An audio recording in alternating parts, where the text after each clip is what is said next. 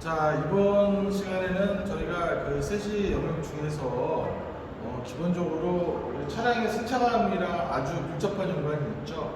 그래서 우리가 이제 현가장치라고 하는 부분하고, 그 다음에 우리가 차가 직진으로만 가는 게 아니잖아요.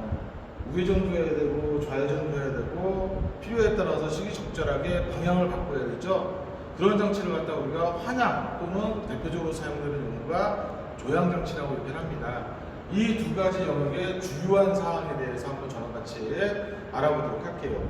실제로 많은 친구들이 전기 부분도 어려워하지만은 실기랑 이론을 체계적으로 천천히 일정 기간을 두고 학습을 하게 되게 되면은 충분히 이해를 할 수 있는데, 이론 쪽이구나 이렇게 단순하게 우리가 학습하려고 하면은 솔직히 책에 있는 내용들이 굉장히 많고 어려워요.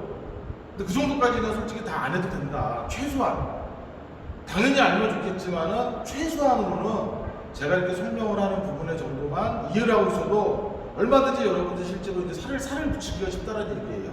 꼭 기억해 주시고요. 자, 현가장치라고 하는 것 자체는 차가 주행 중에 차가 주행을 한다는 거죠. 자, 보면은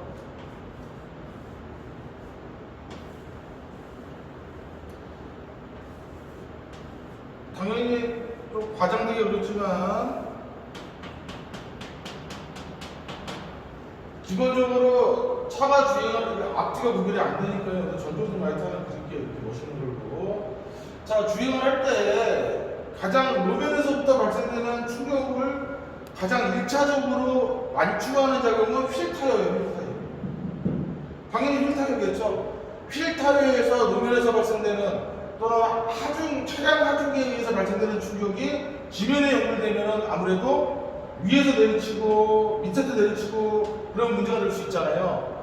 그런 것들을 중간에서 해주는 첫 번째 단계가 휠 타이어예요. 근데 그 휠 타이어는 한계가 있어요. 그래서 실질적으로 휠과 타이어에 있는 데를 갖다 우리는 한자로 뭐라고 얘기하냐면은 차륜이라고 하는 명칭을 씁니다. 차륜.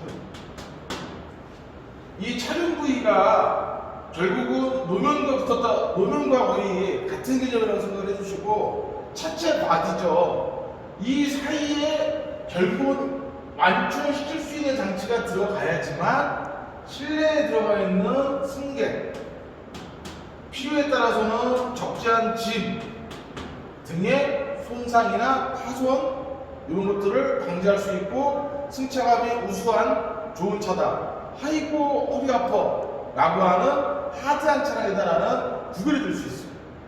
그런 일체의 장치가 우리가 흔히 얘기하는 현가 장치가 되는데, 그럼 이 사이에 뭐가 들어가느냐? 현가 스프링이 들어간다는 거예요. 다 스프링이에요. 다 스프링.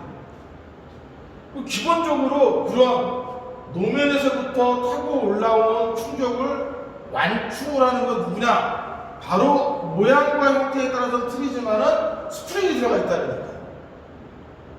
그게 큰 개념이에요. 그러니까 여러분은 뭘 체크해 주시면 되세요?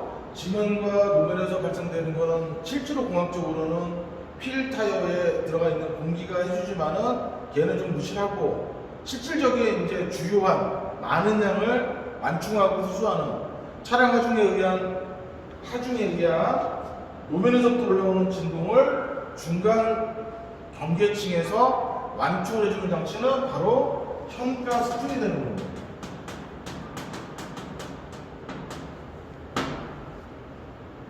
이 중에 코일 스프링은 그대로 모양 형태가 코일 형태로 되어 있는 거예요.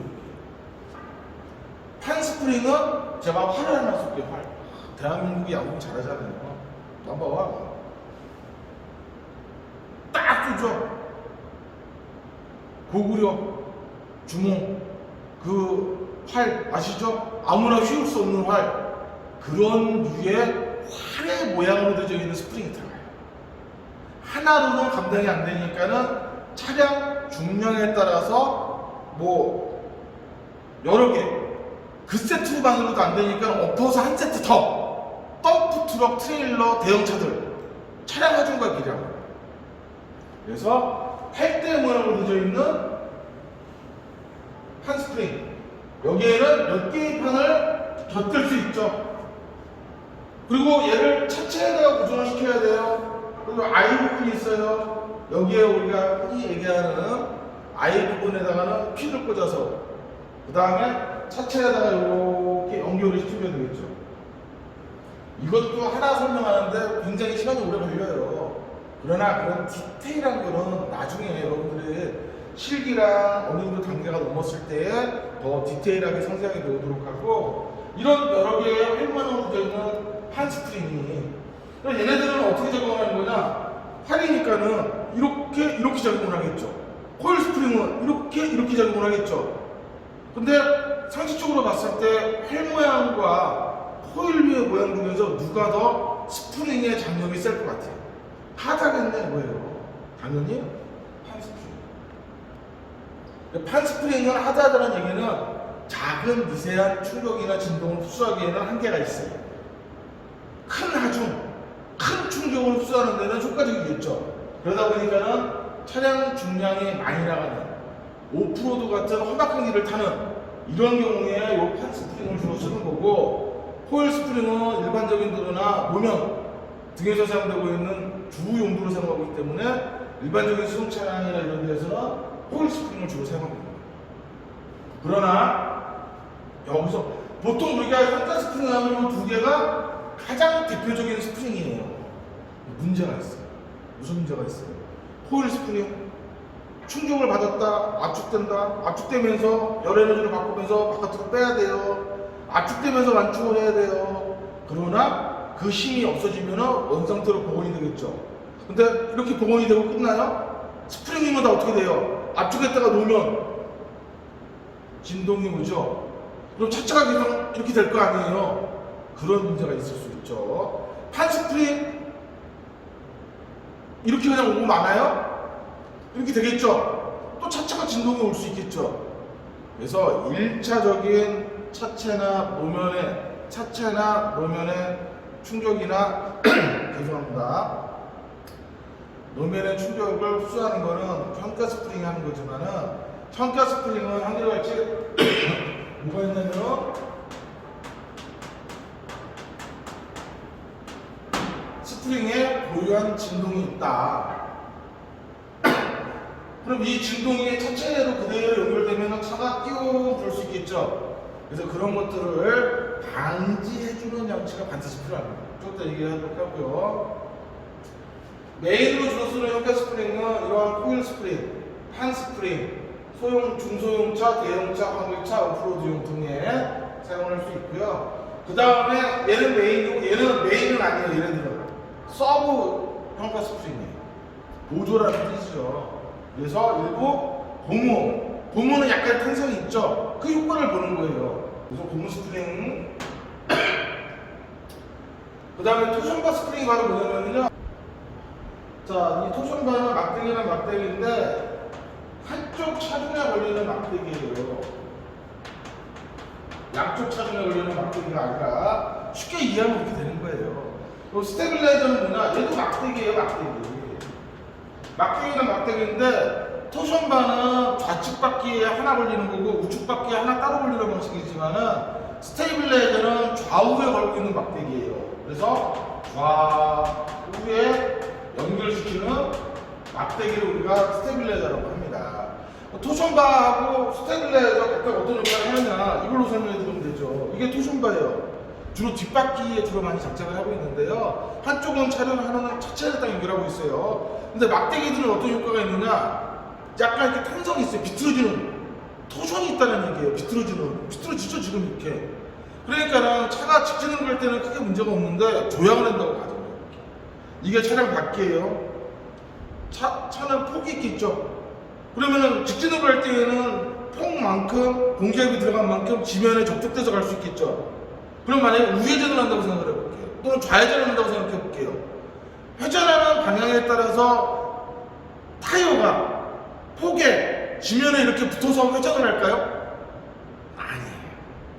육안으로 보일 정도는 아니지만은 물리적으로 회전하는 방향에 따라서 이렇게 힘을 받기도 하고 지면에서 이렇게 힘을 받고 이렇게 힘을 받아요. 이렇게 힘을 받는다는 얘기예요. 그러면은 타이어가 이런 힘을 받거나 이런 힘을 받으면은 전체적으로 이렇게 힘을 받는다는 얘기잖아요. 타이어에 직진이 있을 거 아니에요. 그러면 내가 이게 타이어라고 가정을 해볼게요. 이런 힘을 받거나 이런 힘을 받죠. 이렇게 줄 같기도 하네요. 이런 힘을 받으면 결국은 이 힘이 차체에 전달이 되고 차체가 이렇게 롤링할 수 있다는 얘기. 좌우로 이렇게 떨리는 거를 갖다 우리가 롤링 현상이라고 얘기하잖아요. 그런 현상이 일어날 수 있어요. 그리고 이런 힘을 받다가 다시 직기에 딱 돼요. 그럼 이렇게 될 수 있겠죠? 그럼 안 돼요. 신속하게 지면에 진동 없이 눌러줘야 돼요. 그걸 누가 하겠느냐? 막대기가 하는 거예요. 후전바가 좌측하는 차론을 잡고 있다가 그런 힘을 이렇게 받는다. 그러면 내가 여기서 약간 이렇게 비틀어지죠? 비틀어지진 않아요. 복원력 탄성이 굉장히 좋은 재질을 사용하기 때문에 힘을 받는다 그러다가 원치됐다 신속하게 자기 자리로 돌아와요. 자기 자리로 돌아오면서 차량을 눌러주는 역할을 해주는 거. 토션바. FR 방식에서는 좌측에 따라 우측에 따라 스테빌라이저 좌우 이게 토션바예요. 차륜 조향을 한다 이렇게 돼요. 차륜이 이렇게 돼 이렇게 양쪽이 다 비틀어지죠. 힘의 방향에 따라서 그럴 때 스테빌라이저가 양쪽을 딱 잡고 있다가 조향을 한다 이렇게 힘을 받아요. 또 이렇게 힘을 받아요. 그렇지만은 조향이 끝나고 난 다음에는 이렇게 힘 받는 것도 신속하게 이렇게 힘 받는 것도 신속하게 이렇게. 그래서 차륜을 지면에 빨리 복원 밀착을 시켜줌으로써 좌우가 떨리는 현상 롤링을 방지해 주는 게 바로 스테빌라이저는 그런다 롤링을 방지해 주는 막대기다. 토션바는 각각의 차륜 덮개를 그러한 진동이나 이런 것들을 방지하기 위한 막대기다. 토션바는 L과 R로 반드시 구별되어 있다. 바꿔 끼면은 힘의 방향이 오래 걸리기 때문에 문제가 됩니다. 그래서 L과 R 방향에 따라서 좌우를 명확하게 구별해서 껴줘야 된다. 교환하실 때에도. 그 다음에 공기 스프링. 이 모든 스프링보다 가장 우수한 게 공기 스프링이에요. 지하철 대표적인 거.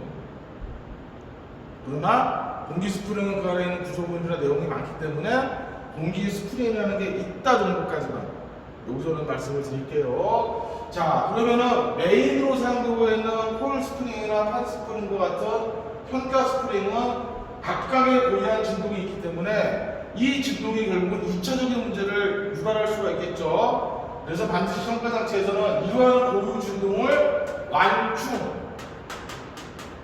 제어 하기 위해서 반드시 필요한 장치가 얘라는 얘기예요.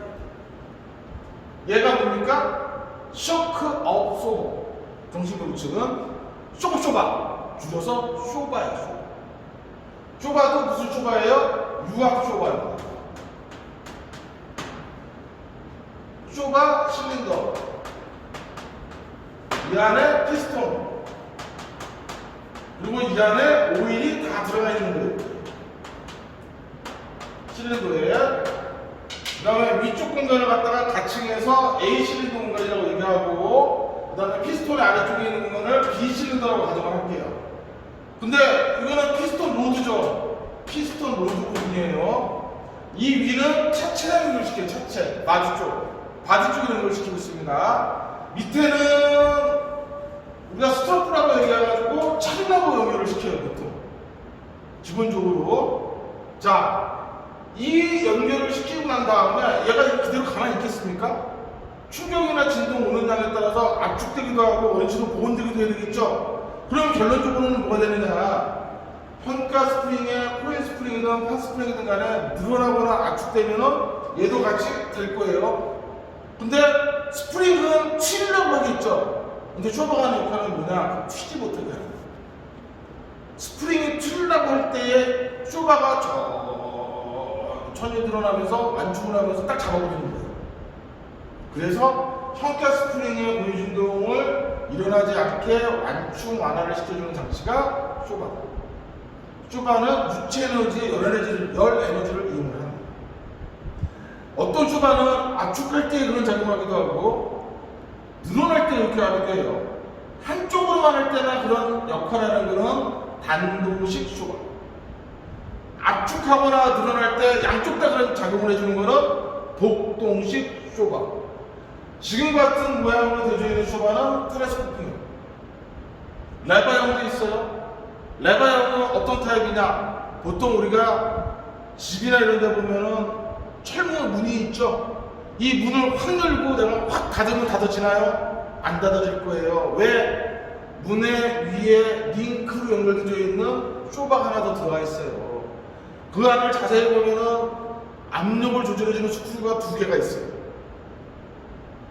전체적인 속도냐? 맨 마지막 부분에 척!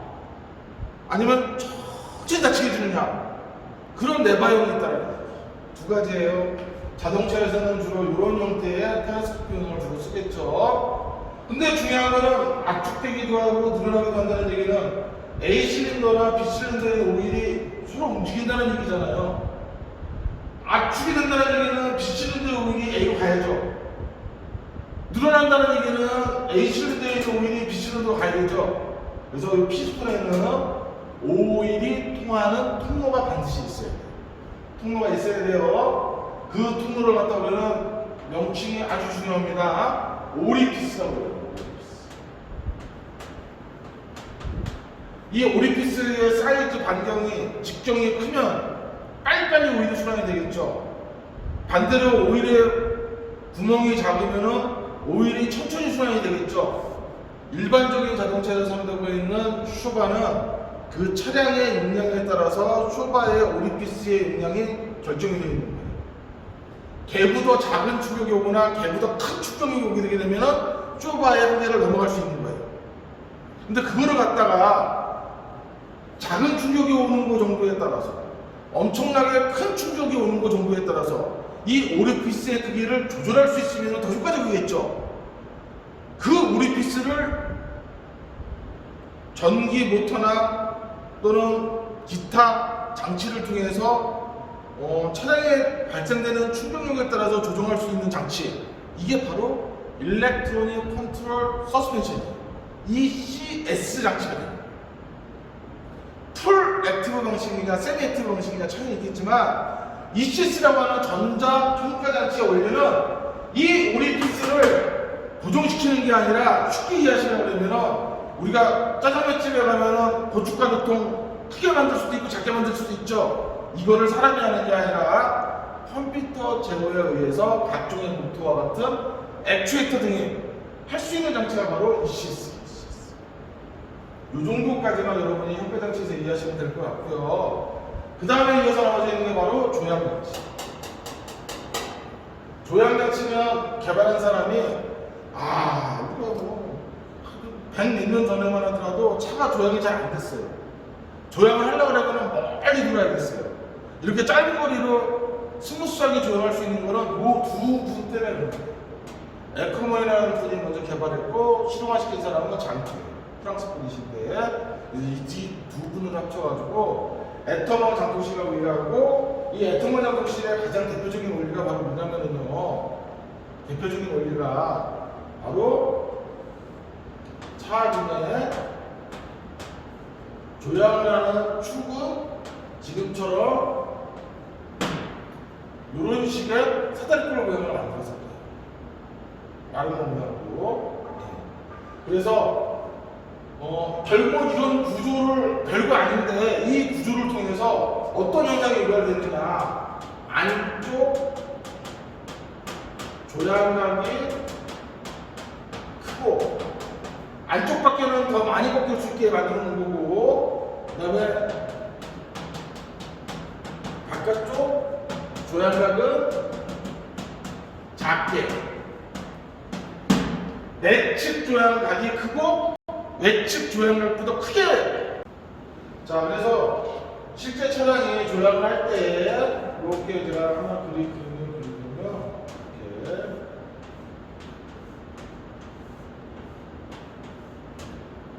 조향장치를 걸고 했을 때, 만약에 우회전을 한다 라고 했을 때 직진을 기준으로 내측의 각도는 안쪽, 요 각도가 베타, 그 다음에 외측의 각도는 요 각도겠죠? 요게 알파. 그래서 알파 베타 각도, 안쪽 각도가 훨씬 더 바깥쪽보다 크게 만들어주는 이래가지고 안쪽은 중심을 향해서 움직이니까 무슨 힘이 걸리느냐? 코너링 포스라는 힘이 걸려서 계속 안으로 더 들어오려는 힘이 걸리고, 바깥쪽의 차류는 직진을 하는 녀석들이 아직 남아있기 때문에 직진을 한다는 얘기는 중심 쪽에서 계속 멀어진다는 얘기죠. 바깥쪽으로 간다는 얘기예요. 우리가 축 같은 거 달아서 실로 돌리게 되면은 바깥쪽으로 계속 축가 벌어지죠. 그 원리가 바로 뭐냐면은 바깥쪽은 원심력이 걸리는 거예요. 이 원심력이 더 커져버리면은 차는 절대로 안으로 못 돌아요. 밀려나가는 거예요, 지금. 콤파스 같은 거로 동그라미 그릴 때 가운데 중심을 꽉 찍지를 못하면은 골뱅이가 돼버리죠. 원이 아니라. 그래서 정확하게 중심적으로 들어올 수 있게끔 안쪽 각도를 더 꺾어준 거예요. 밀리지 않게 원심력이에요. 그래서 안쪽은 코드너커스, 바깥쪽은 원심력이에요. 기억을 해두셔야 돼요.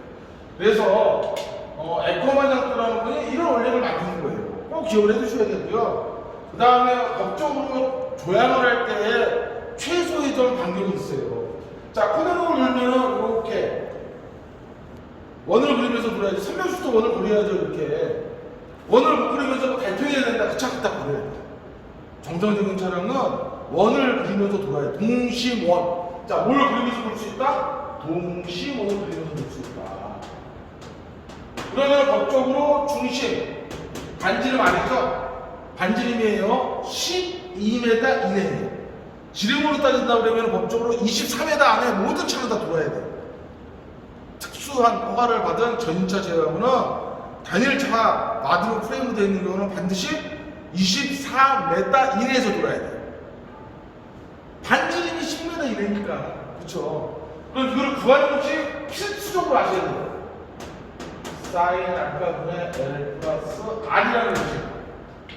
여기에 나오는 사인 알파는 이렇게 최 바깥쪽의 회전 각도 분의 L은 뭡니까? 베타 단위로 축구예요. 축구와 축 중심에서부터의 거리 여기 L이에요.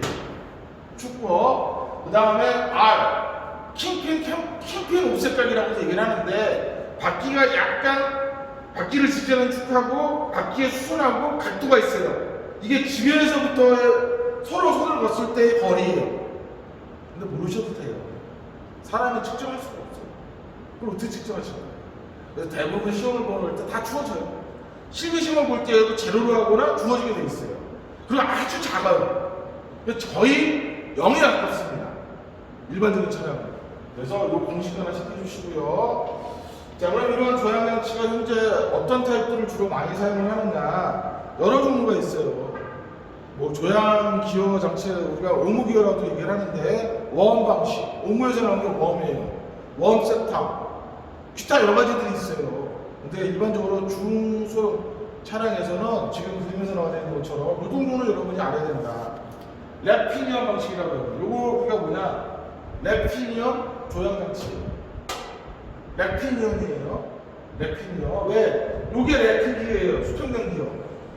노란색 기어가. 여기에 조향 스티어링 휠. 조향 추가적으로 해가지고 피니언 기어가 들어가요. 랩핀 기어와 피니언 기어를 썼기 때문에 랩피니언 원리라고 해요. 방식이라고 얘기하는 거죠. 원리가 아니라. 그럼 운전자가 예를 들어가지고, 우회전을 한다. 핸들을 이렇게 들고 이쪽 우회전을 하면, 뒤쪽에서 지켜들어 했을 때 우회전을 하니까. 그러면 내가 이런 식으로 우회전하지만은, 렉기어는 반대로 이렇게 가요. 이렇게. 우회전을 하게 되면, 즉, 통으로 이렇게 간다는 거예요. 이렇게. 만약에 반대로 좌회전을 하면 통으로 우측으로 또 와. 반대로 와요. 이렇게 렉 축이 움직이는 거예요. 그러면은 렉 위에 보고 있는 게 뭐냐? 이게 명칭은 여러분이 알아야 돼요. 타이 로드. 타이 로드 끝에 물고 있는 게 뭐냐? 타이 로드 엔드. 엔드에 물고 있는 게 바로 뭐냐?